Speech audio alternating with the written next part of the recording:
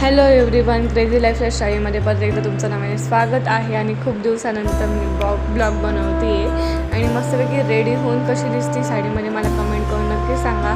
आणि बाजारात आलो, फुल बाजारात, आणि मस्तपैकी अहोनी आम्हाला मम्मीला मला गजरा घेतला आणि आम्ही वेअर केला आणि खूप छान वास येत होता त्याचा.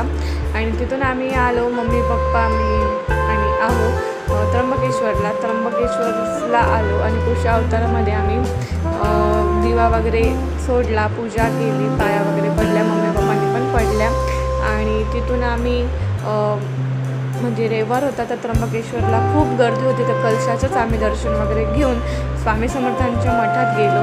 स्वामी समर्थांच्या मठात पण मस्तपैकी दर्शन घेतलं. तिथं काम पण चालू होतं आणि खूप छान वाटतं आणि प्रसन्न वाटतं आणि शांत वाटतं. आणि जरा वेळ बसलो आम्ही. आणि तुम्ही पण दर्शन घ्या स्वामी समर्थांचं, खूप प्रसन्न मूर्ती आहे ती. आणि तिथून आम्ही मग गजानन महाराजांच्या पण मंदिरात गेलेलो.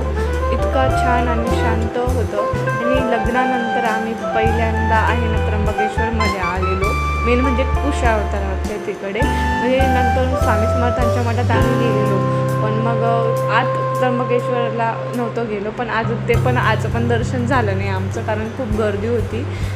नंतर कधीतरी जाऊया. आणि गजानन महाराजांचं मंदिरात आम्ही दर्शन वगैरे घेऊन नाश्ता पाणी केला आणि ऑर्डर केली पावभाजी. आणि बिना कांदा लसूणची मी पावभाजी पहिल्यांदा ट्राय केली. खूप टेस्टी होती आणि छान होती. कारण आम्ही आज एका कामासाठी त्र्यंबकेश्वरला आलेलो पूजा करायला आमच्या दोघांची. तर मग ते झाल्यानंतर मग सगळं दर्शन वगैरे घेऊन घरी आलो.